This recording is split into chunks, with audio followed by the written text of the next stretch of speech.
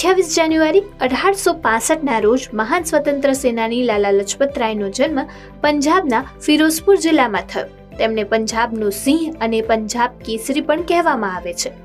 3 ફેબ્રુઆરી 1928ના રોજ લાલા લજપત રાય ભારતમાં આવેલા સાયમન કમિશનના વિરોધમાં અંગ્રેજો દ્વારા કરવામાં આવેલ લાઠીચાર્જમાં ખરાબ રીતે ઘાયલ થયા હતા.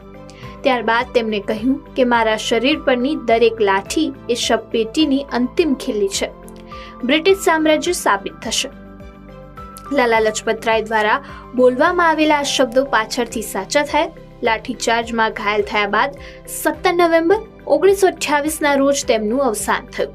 થોડા દિવસ પછી 17 ડિસેમ્બર 1928ના રોજ ભગતસિંહ, સુખદેવ અને રાજગુરુએ લાલા લજપત રાયના મૃત્યુનો બદલો લેવા માટે બ્રિટિશ પોલીસ અધિકારીને ગોળી મારીને હત્યા કરી દીધી. આ ઘટનાએ આઝાદીની જ્યોતિ પ્રજ્વલિત કરી. ઘણા લોકો આઝાદીની લડાઈમાં ઝંપલાવ્યા. પરિણામે આવ્યું કે અંગ્રેજોએ 2 દાયકામાં ભારત છોડવું પડ્યું. 28 જાન્યુઆરી 1899ના રોજ સ્વતંત્ર ભારતના પ્રથમ ફિલ્ડ માર્શલ KM કરિયપ્પાનો જન્મ કર્ણાટકમાં થયો હતો. ફિલ્ડ માર્શલ કરિયપ્પાએ 15 જાન્યુઆરી 1949ના રોજ ભારતના આર્મી સ્ટાફના વડા તરીકે નિયુક્ત કરવામાં આવ્યા હતા.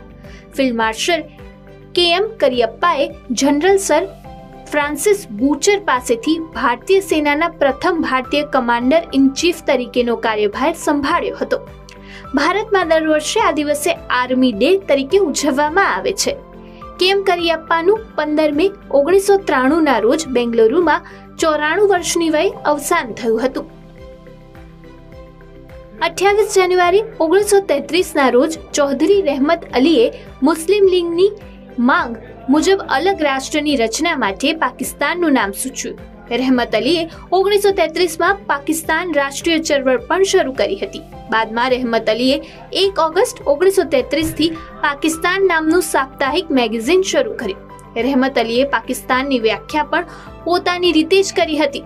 રહેમત અલીના શબ્દોમાં પાકિસ્તાનનો અર્થ કંઈક આવો હતો: P એટલે પંજાબ, A એટલે અફઘાનિસ્તાન, K એટલે કાશ્મીર, S એટલે સિંધ અને તાન એટલે બલુચિસ્તાન. આ સિવાય ભારતના ભાગલામાં જિન્ના અને ઇકબાલ સિવાય રહેમત અલીનું નામનું પણ સમાવેશ થાય છે. 1947માં ભારત અને પાકિસ્તાનના ભાગલા બાદ પાકિસ્તાનના અસ્તિત્વમાં આવ્યું, પરંતુ તેની સાથે મોહમ્મદ અલી જિન્ના, ઇકબાલ અને રહેમાન અલીનું પાકિસ્તાનનું સપનું પણ સાકાર થયું. પરંતુ તે કેટલું સાર્થક હતું તેનો અંદાજ પાકિસ્તાનની વર્તમાન પરિસ્થિતિ પરથી આપણે લગાવી શકીએ છીએ. તેઓ કહે છે કે સ્પષ્ટતાને પુરાવાની જરૂર નથી. 28 જાન્યુઆરી 2000ના રોજ ભારતે તેનો પ્રથમ અંડર-19 વર્લ્ડ કપ જીત્યો. ભારતીય ટીમે કોલંબોમાં રમાયેલી ફાઇનલ મેચમાં શ્રીલંકાને 6 વિકેટે હરાવીને ટાઇટલ જીત્યું હતું.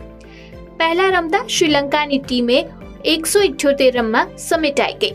લક્ષ્યનો પીછો કરવા ઉતરેલી ભારતીય ટીમે 94 રનના સ્કોર પર પોતાની 3 વિકેટ ગુમાવી દીધી હતી. આ દરમિયાન કેપ્ટન મોહમ્મદ કૈફ 18 રન બનાવીને આઉટ થયો. તે જ સમયે યુવરાજ સિંહ પણ આ મેચમાં 27 રન બનાવીને આઉટ થયો. રીતેન્દ્રસિંહ સોઢી અને નીરજ પટેલ વચ્ચે મજબૂત ભાગીદારીની મદદથી ભારતે આ મેચ 6 વિકેટથી જીતી લીધી. સોઢીએ 39 અને પટેલે 34 રન બનાવ્યા હતા. Man of the match Ritinder Sodhi અને player of the series Yuvraj સિંહની પસંદગી કરવામાં આવી.